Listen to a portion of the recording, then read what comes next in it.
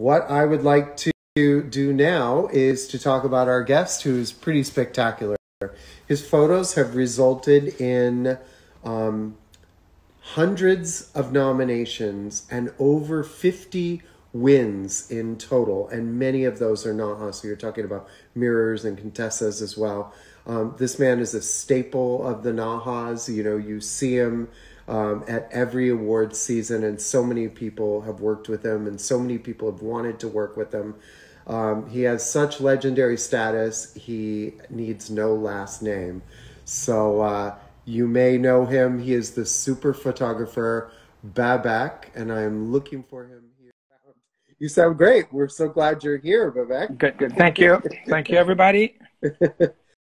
So welcome to the show. And what I thought I would do first, since you're known to all of us as such a great photographer, is when did you first know you wanted to be a photographer? You know, when I was a kid, we used to go do a lot of activities. Like when I was like 8 or 9, maybe younger actually, 8, 7.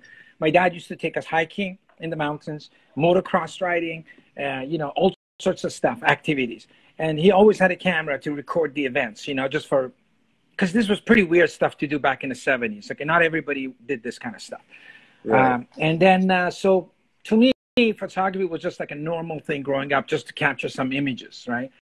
And then when we left, I was born in Iran. When we left Iran, when we came out, I lost all the pictures. I lost probably 90% of my pictures. And I used to travel and I used to take pictures. Like I used to be the first Instagrammer. I used to kind of Instagram back in the day and just have all the pictures in my room. I lost everything. So then when I got out, I kind of felt like I wanted to go back and reinvent my memories, because I figured photographs are important for memories. I want to go back, reinvent them. So like to create the photographs basically. So I had to go camping, and I remember going camping and taking a tripod and camera equipment, and I was like, get mad at my friends if they didn't take a good picture, you know? And now looking back on it, I don't think I necessarily like camping as much as I like to me, camping was a situation where you had a kind of controlled studio and a bunch of models, friends who were camping with you, and you kind of shot them. And that's what I try to do. You know, when I look back on those pictures, they all look like a mini, like a commercial picture. So I did photography for kind of almost therapy or trying to keep memory alive. That was my first thing. That's why I do photography, still do.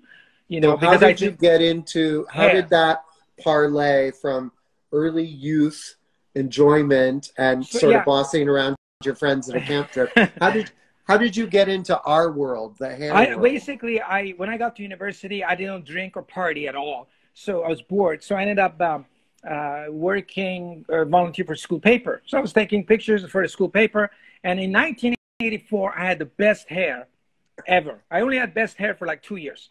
I looked like the Duran. I looked like I had good hair, but it was the worst haircut. So I go down the street to this guy named Michael Volpe, and he says to me, "Your hair is this and that," and he cut my hair and he took it out, and I walked out and I looked like the guys from Duran Duran. It was 1984. I said to myself, "Oh my God, this is the best hair ever." I never liked my hair growing up. I always wore a hat. I hated hair. For about 3-4 years, this guy cut my hair, and I looked amazing haircut, amazing. And then he saw me one day and says, I made a comment about a picture. He goes, "Are you a photographer?" I go, "Yeah, I take pictures." He goes, "Do my next photo shoot." I never shot a model before. You know, I shot professors at university, and I shot, you know, camping and stuff. So I went in and took some pictures for him. Out of those 3 models, they were like just regular clients. One of them, I made a good pictures. The rest were, you know, they look like portraits. Yeah. He shows me a magazine out of Europe with all bleached out faces. He goes, "Can you do this?" I go, give me a week. So I go back.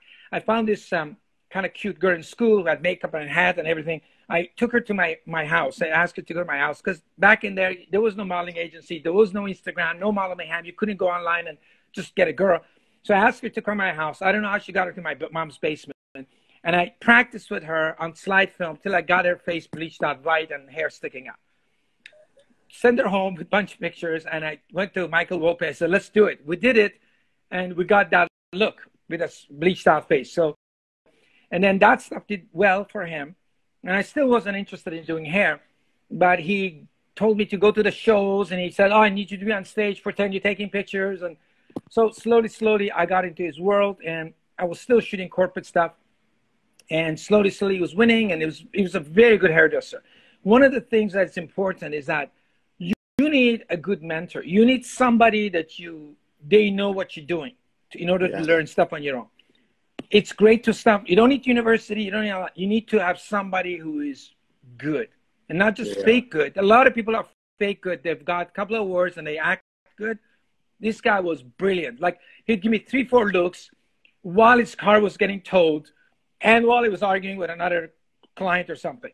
He could really do hair well, right? So I learned from him the beginnings. Unfortunately, he lost his business because he got into alcohol, and which is a very sad affair there. And a lot of his, I was only exclusively shooting for him. And once he lost his business, all his staff started shooting with me. So at that point, almost half the Canada was shooting with me, and that's what's got me into this. Got kind of forced into the field of hair, and you know, that was in the 90s. And once digital age took over, I was kind of paying more attention to the hair shoots. You know, try to concentrate more on it. We're so glad that he pushed you, because we're so glad to have you as a wonderful resource and genius for our industry. So we're going to get into the meat of Naha and shooting, because that's what everybody's excited to hear about, and of course on how to work with you. And so I'll break it into like 1 or 2 sections, but I think the first is like, how important is the consultation? And can you talk to us about what happens at the beginning before we're actually shooting anything? What does that look like, Babak? Oh, I mean, the photographer basically is in the hair business. The photographer is a translator. I got to get what's in your mind onto print, digital version, whatever. So it's very important to know what the client's all about, what they want, what motivates them, what's their goal. You know, do they want to be a stage performer? Do they just want to, you know, relax? It's very important for me to talk to the person, see what they're good at, where they're coming from, and I gear my way towards them. This is what I do. So yeah, it's very important to know the person. The more you work with somebody, the better you get to know them, the better it is for you, you know. So yeah, the original people say, I want to win a Naha. My first thing is why? Why do you want it? What's in it for you? Like, why do you want it? Have you done this before? What are you good at? Are you good at wigs? Are you good at avant-garde? Do you want to promote your business? So it's very important to know so that's the first thing, to get to know the client. And then I ask them to show me pictures that they've done or pictures that they like, so I can see where they're going for, what's there in their mind. So basically I'm translating their visual idea, their hair idea, into something that everybody else can see. That's what hair photography is all about. That other types of photography is different. The photographer has to bring the vision forward. This I have to use, because if I do whatever I want and you're just doing the hair, then you're just a session stylist. You're not a hair photographer anymore. You know what I mean? So that's the part that's very important in finding a photographer. Is there anything else that happens before the day of the shoot? I'm sure there's a million things. Tons of stuff. So that's the original thing. Then after that, you know, then they give me I usually ask them to give me an idea. Now, every hairdresser is different. Some hairdressers are visuals, but most of them are not visual, oddly enough. They like to play with their hands. So it's very difficult for them to, this is what I've noticed. The people that hire me are not sensory visually. They're more touchy. They like to touch it's all about the feeling of the photo shoot. It's very interesting. So if they're not visual, I try to push them as much as I can for them to see some sketches, some clothing, and then idea of clothing. Do we have a clothing stylist? If not, some photo shoots you require clothing, some you don't. It's better without. So I have to figure all those out. Styling is very important. Makeup is less important because you can change it on the day of the shoot. You can, it's much easier to improvise that. Clothing is much harder to improvise, and also haircuts are much harder. Like if you do a wrong hair color, you can't really change it. So makeup to me is very important. It's not that it's not important, but it's more, it had more flexibility with makeup. If you have a great makeup artist, they can change things at last minute much easier, right? Than clothing or hair color or all the stuff. So we try to, and I start with the engineering from the hair. how the hair is going to look like. Then we go to clothing, then we go to the background, and then that's why I add the backgrounds afterwards, because that's the thing that I can have the most flexibility with. So I don't want to be stuck saying, we're going to shoot in a swimming pool and you do the rest of it in a swimming pool. I think that is a hard way of doing it. A big mistake for hair photography. It's great for Hollywood. You know, we need the villain to come out of the water, do the hair, because that's the story. But in our case, we're making the story. So what's your hair like? Then I'll decide whether I put the model in the pool or on the mountain or in the studio. Okay. So that's all the discussions you want to do, saves you tons of time and makes your success rate much higher, right? Those are very important things. Yeah. I mean, yeah, that's a lot to think about before the shoot. And I think a lot of people probably are only thinking, here are my storyboards. And then they're just going to bring them to a photographer. But I think what you're saying is it's more, you start the collaboration from day one, from first contact. Yes. Yes. I would like that. With some people, I'm open. Once they hire me, my fee includes all of that. My fee includes everything. I'm not very generally. So some people don't like that. Some people want to do their own stuff. They say, no, we take care of it, just show up. It's the same thing. It depends on, each hairdresser is different. I have some hairdressers that oh my God, before the shoot, they call me every night for 3 hours, right? That would be me, by the way. That would be, I mean, I'm okay with it. You know, I love people. I like people, right? It gets to the point that I know about everything, about their lives, their relationships. I'm like, you know, it's you know, once the shoot's over, I feel like I broke up with the guy. Where are you? How you doing? Like, you know, I might not even want to shoot with him anymore, but I'm going to be friends with him because I'm such a bond. But I'm like, listen, you're a headache to shoot with, but look, you know what? We're friends, you know. We're friends. So, but, yeah. So, okay. So we get through that preliminary relationship. I suppose, and I'm sure you're at the level now where you can choose who you want to work with, which is a great gift. So we're on the shoot. Tell us what that looks like a little bit, and I hear you like to be flexible on set. So tell me how that looks. You know, when I used to have my own studio in Toronto, I used to have my own clothing stylist and my lights, and I used to control the environment a lot better, a lot more. I don't know if I'm better, but my work was getting kind of a little bit same old, but I had more control. When you travel, I'm sure you know yourself, you get to a place that you have no control what the studio is like, what the lights are like, what the clothing stylist, what did they do, because you have no control over that. So I'm extremely open to everything, and I'm big on improvisation, because like you go there and they told you the clothing is going to be amazing, and these are the buzzwords you want to be afraid of. Oh, it's couture. It's she works with a couple of buzzwords like what do you call those? Name drops. I don't care. Those are buzzwords for danger, right? Because that means like the buzzword. So you go there, you got to be, and you can't tell the people, no, she doesn't know what she's talking about. You don't want to. I used to be like meaner, but you got to be like, okay, but you know when you get there, it might not work, right? It might not work. So you got to be open to improvisation. Okay. And again, you got to be open to clients. Some people are not open to suggestions. Some people are. In the past, I used to be a lot more aggressive to putting my, making sure. Before, like say 5-6 years ago, my goal was no matter how who cries, we're going to get the award. Yeah. Okay. And because I said visually, if it doesn't work and they get upset, who cares? We're going to get it. And we did. The problem was if you're a hairdresser who is very, not visual, but more feely type of person, then the photo shoots becomes a disaster to you. Even if you win an award, right? Yeah. So you always have to read people and balance them, because some people, you can't just, now I realize, some people who just want to go through the, people who comb the hair for hours before the shoot, the more you touch the hair, it's harder to work with. But that's how they're feeling the photo shoot. So if you stop them and you do the hair, they're not going to like it. So it's a psychology of reading people, psychology of seeing what they like and putting it all together with limits. Push them enough, but not push them over the edge. So, and some people take some couple of years to come around. Some people like just tell me what to do, I'll do it.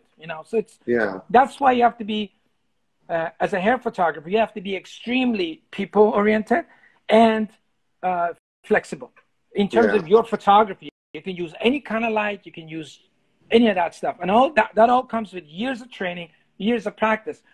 Sometimes I'm on a photo shoot, and I was at the photo shoot in Atlanta, and we were shooting these girls in a kind of a Moulin Rouge environment. Once the flash went off, I realized that the flash is picking all the background, and it looks like a cheap set. So I dropped the flash. I picked up my little camera that you know, almost like Yeah. it's a Leica. It's a pretty good camera, but it's not a you know, I just got it here for a bounce, and Yeah. I just used natural light, whatever light was there, and the pictures were coming out great. We ended up. I remember there was a guy there saying, "Oh my God, your camera is really good. It can work really."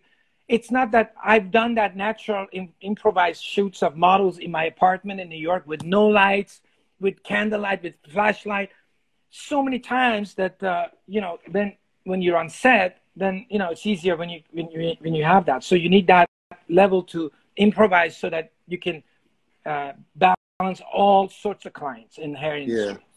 So, and by the way, those of you watching, I have lots of questions, but we want your questions as well. So type them in the comment box or type them in the question mark box, and we'll be happy to have, I mean, how often do you have Babak, the man himself, where you can ask him literally anything you've ever wanted to know about a shoot?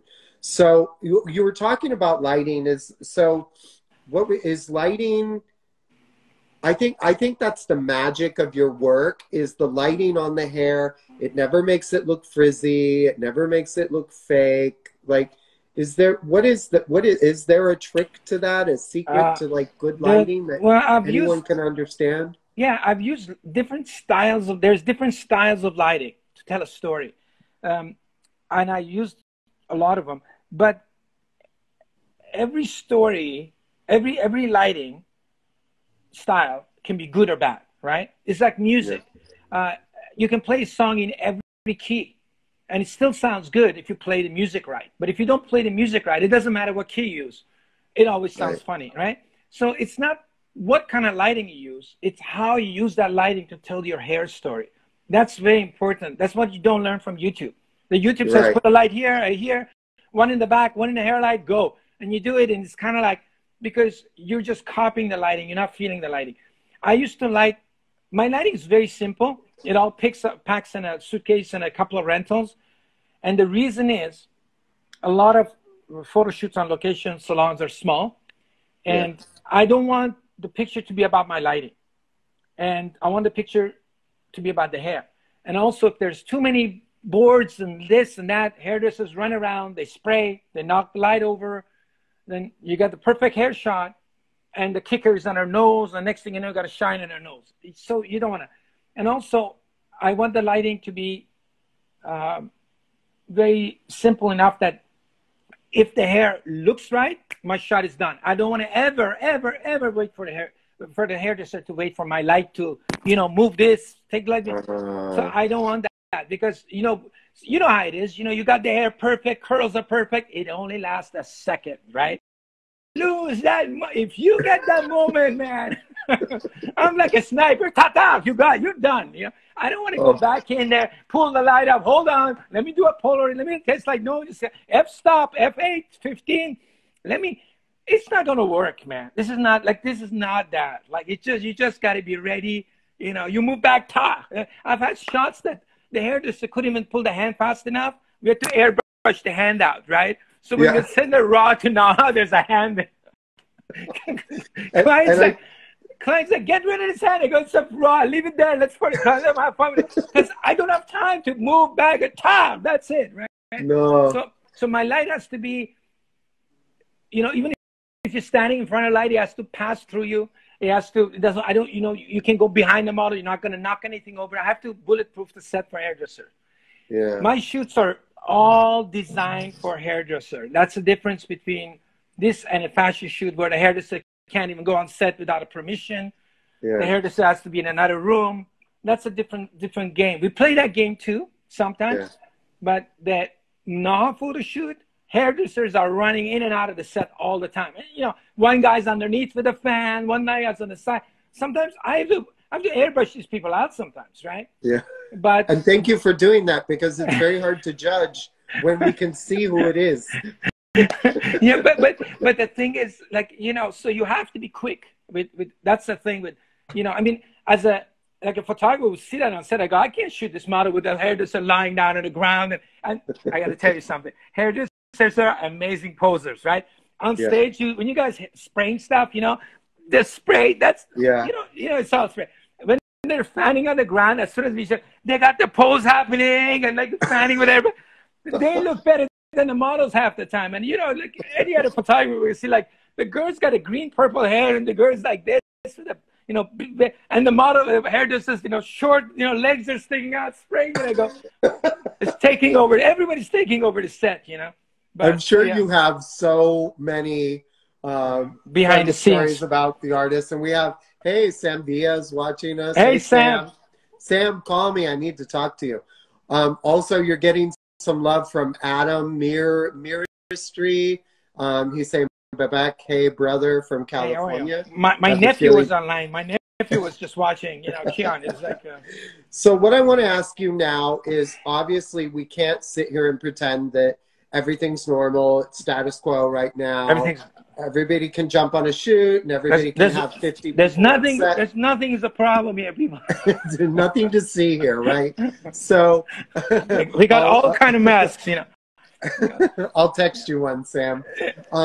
So what I want to ask you is, what does the future of shooting look like to you? I know when we chatted yesterday, yeah, we nicknamed it remote control. What do you see as the future of the world we live in, at least the immediate future, for ways that you'll be able to collaborate? Well, I mean, everything we say right now is a prediction because it's like a new phenomena. And, you know, I mean, you just go. So this is my perception. I'm no expert. But, you know, I just think what I do, a lot of, like I was saying, a lot of the stuff I do on set is telling people what not to do and do. You know, when model comes in, you know, so all of that for me can be done online, right? I can tell people, do this, that doesn't look good, this. And the amount of, I don't actually take a lot of pictures on set. Most of the times I take models pictures like 10, 12, 20, you know, and sometimes 30, 40, just to make the model look good. Because I know when the hair is good, right? So here's like a quick thing about the set. Like usually I take 10 pictures, show the client the pictures on a computer. And if I need to do something, I want, for example, the client to have the model to have bigger hair. On a computer, I quickly, very roughly sketch what they should do. They take the model back and they make it like that, come back, we do another picture, looks much better. I'll do that one more time. I look at the clothes. If the clothes needs to be changed, we do modifications to it. Usually the third time we got the shot, right? Then if I feel the shot's good, but it's boring, I tell the client, you got the shot, now go fuck with it. Sorry. So they go in and they turn the wig around because they feel they got the shot. Then they get creative. They get improvised. Then we might get that, not the secondary shot that's actually cooler, right? Yeah. So I don't actually take more than 30, 40 shots on set, right? So most of my stuff is consultation, and I feel that we could do that. We set up a remote camera, and we could figure out the stuff. We get the images back, and we retouch them, and we got them. I'm actually done a shoot with a very good friend of mine that I use we have a very strange relationship. We've known each other for 5 years. We hang out, we walk, we have pizza, we shoot. I shoot her and she goes home. Okay. And very good friend of mine, my best friend, Anna, if you're watching. So actually, she really likes my photography, and she's been like missed it. So I shot her up with Zoom. I took a Zoom and I told her to go in her closet, hang on. I did 3 pictures of her on Zoom, which one of them is on my Instagram for fun. So I was directing her where to put the camera, where to stand, what to do, take this off, and arguing with her on Zoom too. Change your outfit. I don't like that. I like it. I don't like it. So you could do that remotely and get some stuff for Nas. I mean, I feel that travel is going to be a big deal in the future with prices, ticket prices, and also a lot of the hairdressers might be financially, I don't know where we're going with this shutdown, who's going to open up and how many people. So it's a very uncertain future. I think we still can be creative, and I think the online thing is possible. And I think when G5 comes along, right, Yeah. I think G5 is going to be a big changing moment because that's going to be much, much more resolution. I mean, you might be able to just take your photos with your phone online because the bandwidth that comes with, right? I know people don't like G5 and they think it's part of the virus and all that. I don't know, conspiracy, yes or no, but if it's going to be faster than what currently we have on cell phones, that's going to make it really easy to do stuff remotely, you know. Yeah. Because when I look at hair shoots, you know, you're touching the model's makeup, you're touching the scissors, you're touching you just, like, it's going to be a lot of hurdles to constantly clean your hand, then touch somebody's face, then go back. And, Yeah. you know, you know, you want, I mean, even in January, I was thinking of getting a second monitor so people won't be so close to me because I was a germaphobe before all this.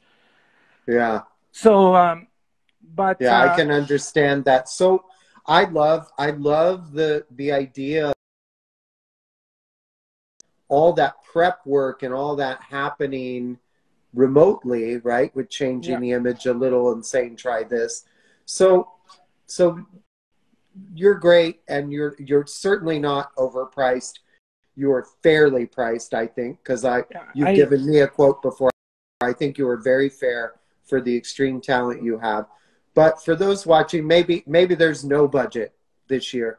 Do you have any tips and tricks for those who can't afford a Babette? The most important thing is, like, I mean, you can always do stuff on your own. Just you take your own pictures and practice. But you know what? The best thing to do is to have a mentor, somebody that you like their work, right? It can be a photographer, it could be a hairdresser. You need a mentor. Otherwise, you're going to take a long time to learn stuff on your own, right? Mm-hmm. You know, I learned all photography on my own. Took a long, like, you need a lot of energy. And the part that got me ahead in hair was that Michael Wolpe. He was one of the best hairdressers that I've ever worked with in terms of, he was just natural. He was just making hair out of the blue, and he showed you the shit. Like, you need somebody, hook yourself up with somebody who is good, that you like them. Don't just go hang out with them because don't be a fanboy or whatever, but, you know, you like their ideas and you like hanging out with them and help them out. And hopefully maybe they're a hairdresser, you work on a set with them, you help them. When you help them, don't irritate them. Keep your rank down. Don't try to tell what people to do. It's very, you know, when they let you in the group, you're in low rank, stay low rank and learn. So I think learning is better and then you can do your own shoots, because then you can stop, you know, each person. I've had people who shot maybe the first time they want an aha, you know, they listened and they already absorbed and they moved on. And I've had people who shoot all the time and they never listen. They still want to do their own way, and they don't win. They don't win. We had Chelsea on our first live series, and she that was the deal with her. I think she won her first time out. Beautiful work. So I think there was a passion to what she was doing and a level of detail that made that happen. Yeah, I mean, like, the word passion is very generic, but I think like, technically speaking, I want to make it into a science where anybody can win an aha.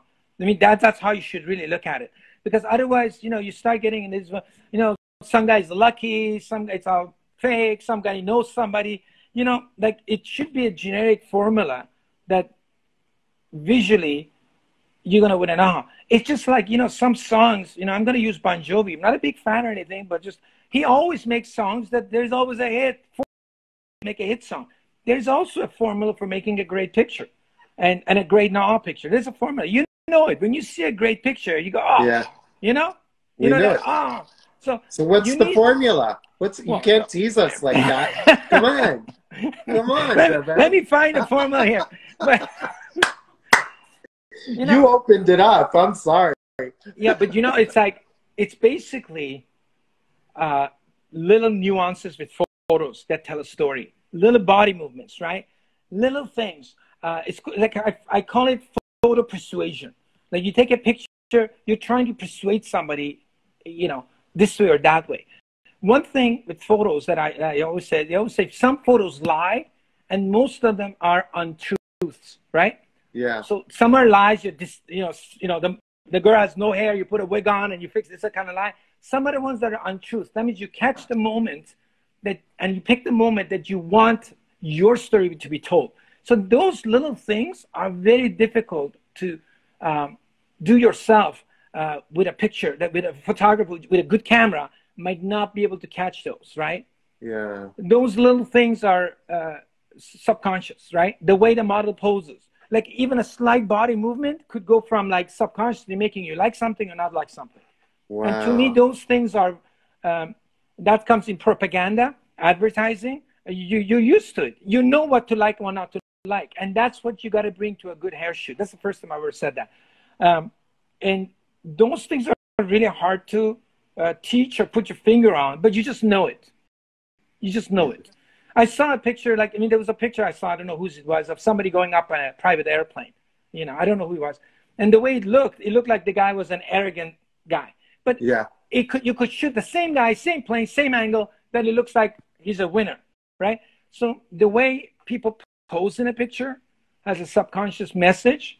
So you got to really figure that out for a winning shot, you know. So yeah.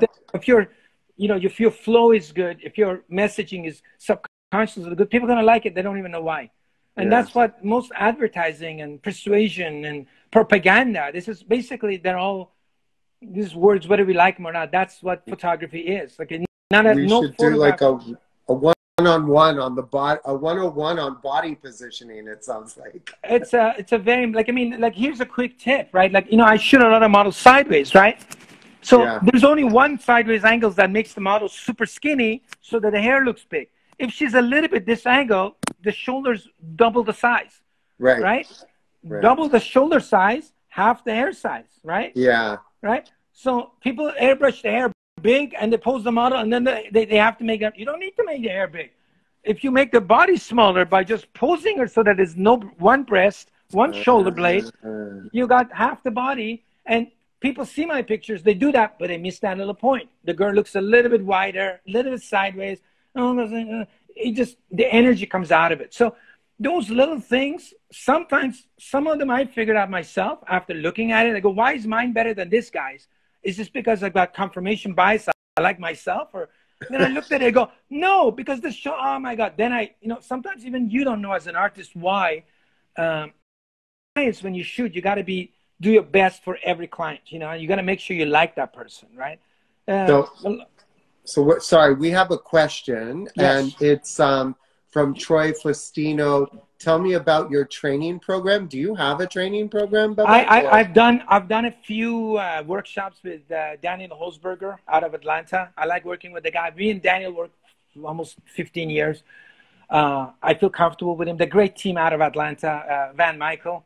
Okay. I've done a lot of work with him. Yeah, it's like Daniel. I really, we work well together. I respect him, his team, and you know, so we've done a few workshops with him, and it's been very, very great. But we've been both busy, and he's been busy, and we haven't done one, but I'm going to push him for another one. I've done workshops with other people too, but I'm very careful with, I used to do it with everybody. I'm not pretty, but a few people were, you know, they just want to know how, and I don't want it to be a kind of a workshop that you go in and you feel good, but you don't get anything, right?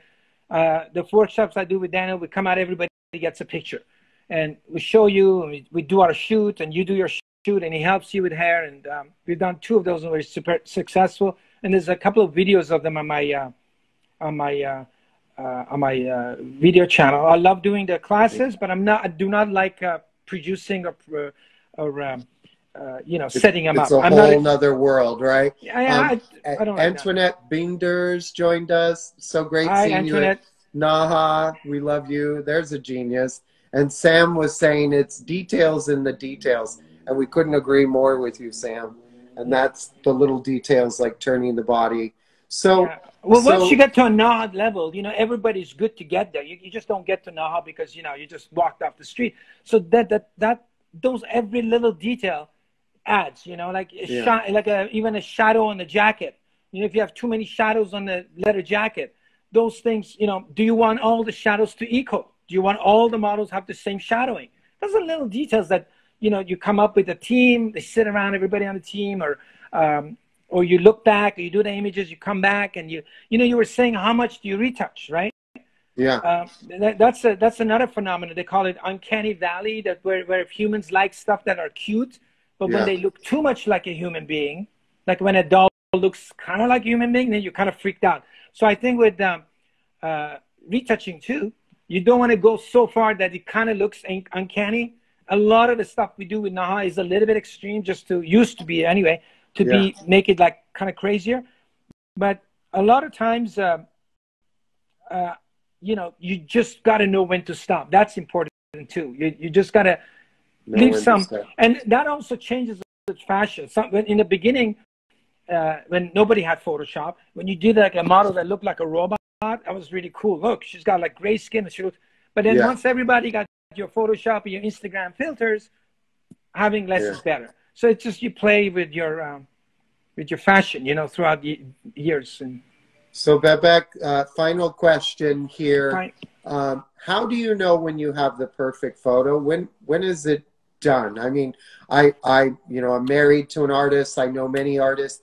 They say they never feel like a painting is done. That's a very common feeling. Is there a similar feeling for you? Or? Yeah. I mean, it's on like sometimes when I walk off the set, I know we don't have the shot, right? Because it's just like if the hair color is wrong, you're doing a hair color shoot.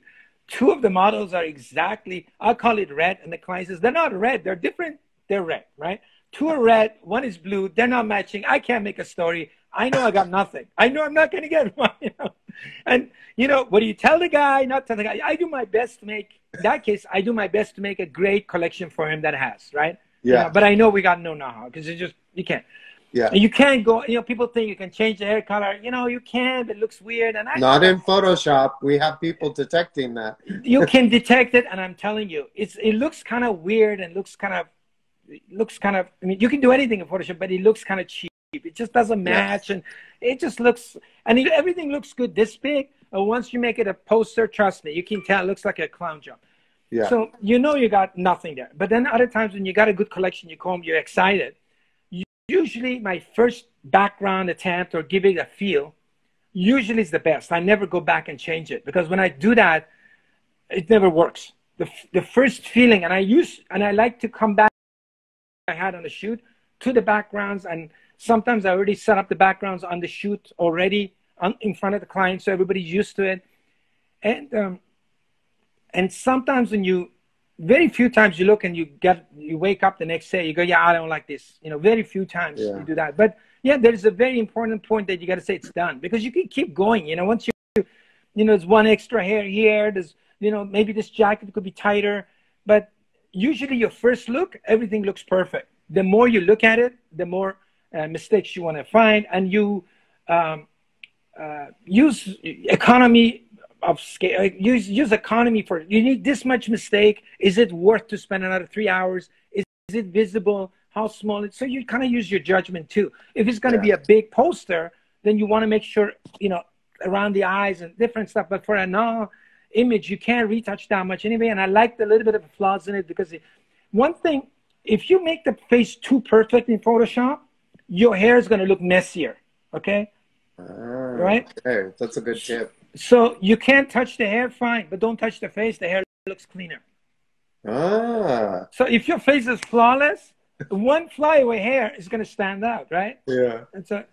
We've gotten like $30,000 in great tips and tricks. Jesus Christ! I'm going to say now, Babak, that I want you back. I want you back on the show. This is Naha Live. This is helping everybody get through it. You've been such a spectacular guest. You know what? You got me excited. I used to do these lives on my Instagram a while ago, and I quit. I might start doing them. I used to go over my old Naha pictures and just tell stories about them. Yeah. I might do that. I might start. Well, while you're mentioning that, Babak, I'll invite you now. We'll choose a date, but we are moving this from Instagram Live to a digital platform where our guests and our artists are able to show some work, to show some examples without it being so fuzzy and cloudy. So, Babak, that's going to kick off next week with Tabitha Coffee. I'm sure you know and love her as we all do. Yeah. So everybody, you're now going to go and register for these at probeauty.org/Naha. We'll give you all the details there. And make sure you tune in to Andy Cohen this weekend on the Bravo Network. They're going to mention Naha. So Tabitha has said she'll give a shout out to Naha as a part of the show Watch What Happens. So we're all coming together. But back again, I have so much praise for you and all you have done. You are the man. Thank you so much. Thank you.